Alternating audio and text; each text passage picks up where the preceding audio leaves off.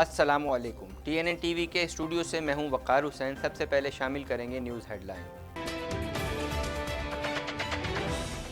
شہدائے کربلا کی قربانی کی یاد میں ملک بھر میں یوم عاشور کے جلوس اور مجالس۔ کشمیریوں نے اپنے حق پر قائم رہتے ہوئے سنت امام حسین کو زندہ رکھا، عمران خان۔ اقوام متحدہ سیکیورٹی کونسل اور عالمی اداروں کو اپنا کردار ادا کرنا ہوگا، وزیر خارجہ۔ FATF مذاکرات، پاکستانی وفد کی دہشت گردوں کی مالی معاونت روکنے پر بریفنگ۔ کراچی کو تباہی سے بچانا ہے تو مسائل مستقل بنیادوں پر حل کرنا ہوں گے، بیرسٹر فروغ نسیم۔ پولیس گردی کے معاملے پر فواد چودھری کا شہباز گل کو مشورہ۔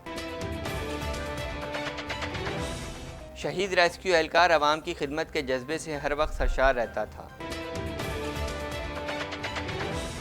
ٹورنٹو سٹی کونسل میں ای اسکوٹر کو معطل کرنے کی تجویز۔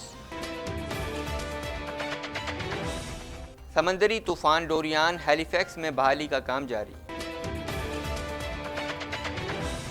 بیانکا آنڈریاسکی 19 سال کی عمر میں گرینڈ سلیم سنگلز جیتنے والی پہلی کینیڈین خاتون۔ ٹورنٹو میں بغیر ڈرائیور کے شٹل سروس کا منصوبہ۔ طالبان سے ہونے والی بات چیت مکمل طور پر ختم ہو چکی ہے، امریکی صدر۔ امریکہ کے بعد ایران کی یورپ سے بھی کشیدگی بڑھنے لگی۔ ہیڈ لائنز آپ نے جانی اور اب خبریں تفصیل کے ساتھ۔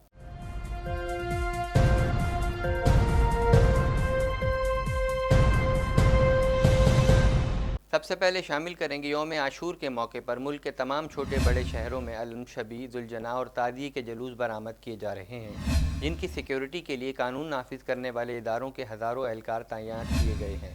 مزید جانتے ہیں اس رپورٹ میں۔ حضرت امام حسین اور شہدائے کربلا کی یاد میں آج ملک بھر میں یوم عاشور مذہبی عقیدت و احترام کے ساتھ منایا گیا، جبکہ کسی بھی ناخوشگوار واقعے سے نمٹنے کے لیے سیکیورٹی کے انتہائی سخت انتظامات کیے گئے۔ یوم عاشور کے موقع پر ملک بھر کی فضا سوگوار ہے۔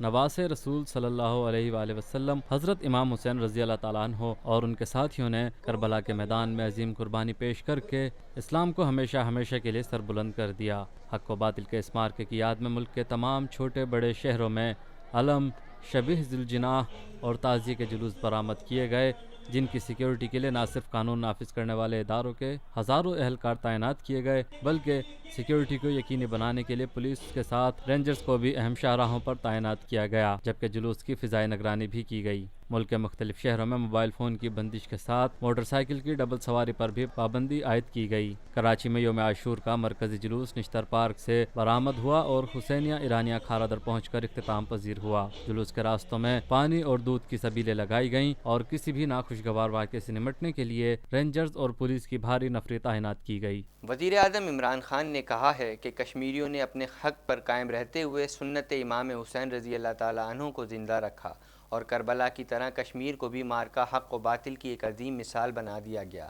مزید جانتے ہیں اس رپورٹ میں۔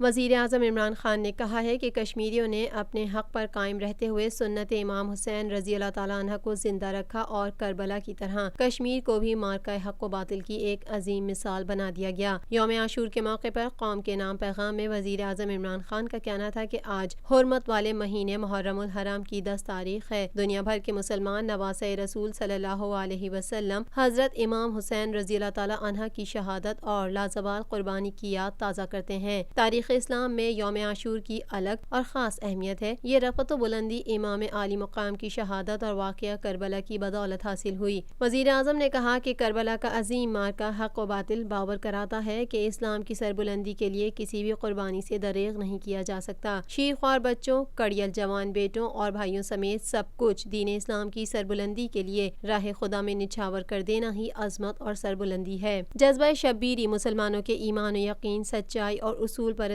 کی روایت کو جلا بخشتا ہے۔ یہ اسلام کے ابدی پیغام اور جذبہ قربانی کے لازوال روایت کی آبیاری کا سر چشمہ ہیں۔ وزیر خارجہ مخدوم شاہ محمود قریشی کا کہنا ہے کہ پاکستان خطے میں کشیدگی میں کمی چاہتا ہے، لیکن ہندوستان کا رویہ انتہائی غیر ذمہ دارانہ ہے۔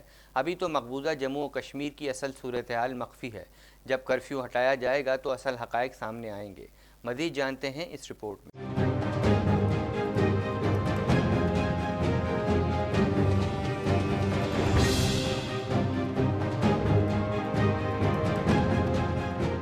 وزیر خارجہ مخدوم شاہ محمود قریشی کا کہنا ہے کہ پاکستان خطے میں کشیدگی میں کمی چاہتا ہے، لیکن ہندوستان کا رویہ انتہائی غیر ذمہ دارانہ ہے۔ ابھی تو مقبوضہ جموں کشمیر کی اصل صورتحال مخفی ہے، جبکہ کرفیو اٹھایا جائے گا تو اصل حقائق سامنے آئیں گے۔ جنیوا میں جاری انسانی حقوق کونسل کے اجلاس میں خطاب کے بعد میڈیا سے گفتگو کرتے ہوئے وزیر خارجہ شاہ محمود قریشی کا کہنا تھا کہ ہمیں خدشہ ہے کہ بھارت مقبوضہ جموں کشمیر سے دنیا کی توجہ ہٹانے کے لیے کو خالص فلیگ آپریشن طرز کا ٹاسک کر سکتا ہے۔ پاکستان نے ہمیشہ مصالحت کی پیشکش کو قبول کیا ہے۔ یہ ہندوستان ہے جس نے یہ تاثر دیا کہ ہم آپس میں معاملات کو طے کریں گے، مگر وہ اس حد تک آگے جا چکے ہیں کہ اب یہ دو طرفہ مذاکرات سے حل نہیں ہوگا۔ اس کے لیے اقوام متحدہ سیکیورٹی کونسل کے عالمی اداروں کو اپنا کردار ادا کرنا ہوگا۔ ان کا کہنا تھا کہ ہم آواز اٹھاتے رہیں گے کیونکہ یہ حق اور سچ کی آواز ہے۔ یہ جنوبی ایشیا کے امن و استحکام کا سوال ہے۔ دو ایٹمی قوتیں ایک دوسرے کے آمنے سامنے کھڑی ہیں، دنیا کب جاگے گی؟ Never shied away from mediation. It's India that has always blocked mediation. They've always blocked third party facilitation, not Pakistan. And now they've also run away from bilateralism.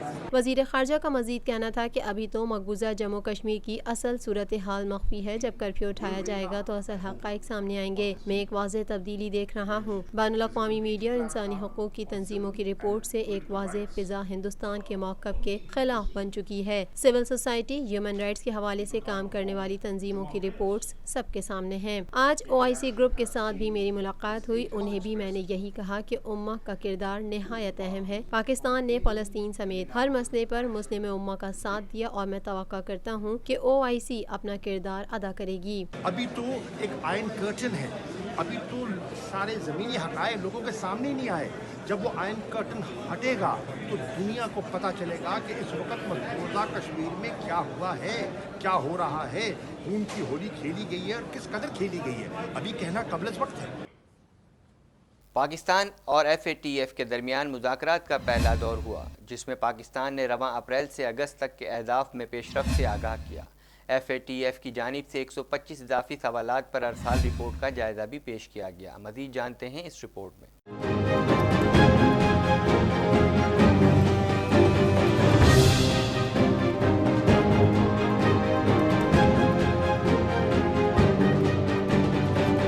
Pakistan اور FATF کے درمیان مذاکرات کا پہلا دور ہوا، جس میں پاکستان نے رواں اپریل سے اگست تک کے اہداف میں پیش رفت سے آگاہ کیا۔ FATF کی جانب سے 125 اضافی سوالات پر ارسال رپورٹ کا جائزہ بھی پیش کیا گیا۔ FATF اور پاکستان کے مابین مذاکرات کے پاکستانی وفد کی قیادت وزیر اقتصادی امور حماد اظہر کر رہے ہیں۔ پہلے دور کے دوران پاکستان کی جانب سے شرکاء کو کالعدم تنظیموں کے اثاثے منجمد اور سرگرمیاں روکنے پر بریفنگ دی گئی۔ کسٹم حکام نے کرنسی کی غیر قانونی ترسیل پر قابو پانے سے متعلق اقدامات بتائے۔ پاکستانی حکومت کی جانب سے سونے کا کاروبار رجسٹرڈ بنانے پر بات چیت کی گئی اور سونے کی لین دین میں شناختی کارڈ نمبر ضروری قرار دینا بھی موضوع بحث بنا۔ پاکستان اور FATF کی ایشیا پیسیفک گروپ کے درمیان مذاکرات کا دوسرا دور آج ہوگا۔ وفاقی وزیر قانون بیرسٹر فروغ نسیم نے کہا ہے کہ کراچی کے مسائل پر وزیر اعظم نے کمیٹی بنائی ہے۔ گزشتہ 11 سال سے شہر قائد پر کوئی توجہ نہیں دی گئی۔ مزید جانتے ہیں اس رپورٹ میں۔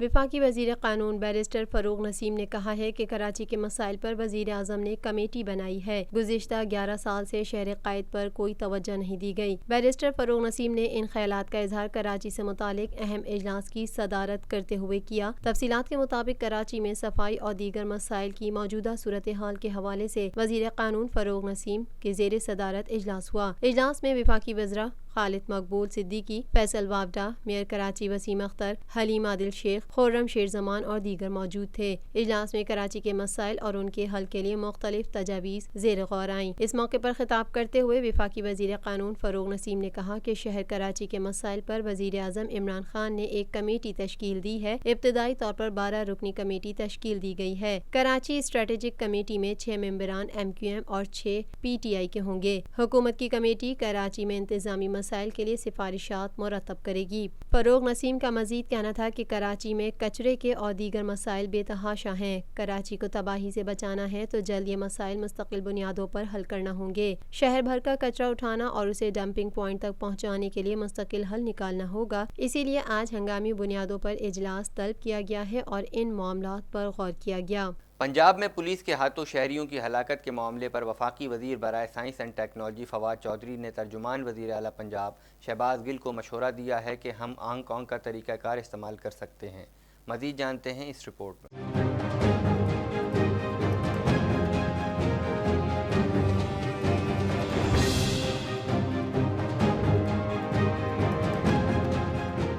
پنجاب میں پولیس گردی کے معاملے پر وفاقی وزیر فواد چودھری نے ترجمان وزیر اعلیٰ پنجاب شہباز گل کو مشورہ دیا کہ ہم ہانگ کانگ کا طریقہ کار استعمال کر سکتے ہیں۔ تفصیلات کے مطابق پنجاب میں پولیس کے ہاتھوں شہریوں کی ہلاکت کے معاملے پر وفاقی وزیر برائے science and technology Fawad Chaudhry نے ترجمان وزیر اعلیٰ پنجاب شہباز گل کو مشورہ دیا ہے کہ ہم ہانگ کانگ کا طریقہ کار استعمال کر سکتے ہیں۔ فواد چودھری نے سماجی رابطے کی ویب سائٹ ٹویٹر پر ٹویٹ کرتے ہوئے کہا کہ تمام پولیس اہلکاروں کے پاس کیمرہ ہونا چاہیے۔ پولیس کی ہر تفتیش اور ناکے کی ویڈیو ریکارڈنگ ہونی چاہیے۔ وفاقی وزیر نے مزید کہا کہ ہر تھانے میں شہریوں کے تبصرے ریکارڈ ہونے چاہیے۔ شہریوں کے تبصرے سے تھانے کی صورتحال واضح ہو جائے گی۔ واضح رہے کہ ترجمان وزیر اعلیٰ پنجاب شہباز گل نے ٹویٹ کیا تھا کہ IG پنجاب کیپٹن ریٹائرڈ عارف نواز خان کی طرف سے جاری کیے گئے مراسلے کے مطابق دوران ڈیوٹی موبائل فون کے استعمال پر پابندی صرف پولیس اہلکاروں کے لیے ہے۔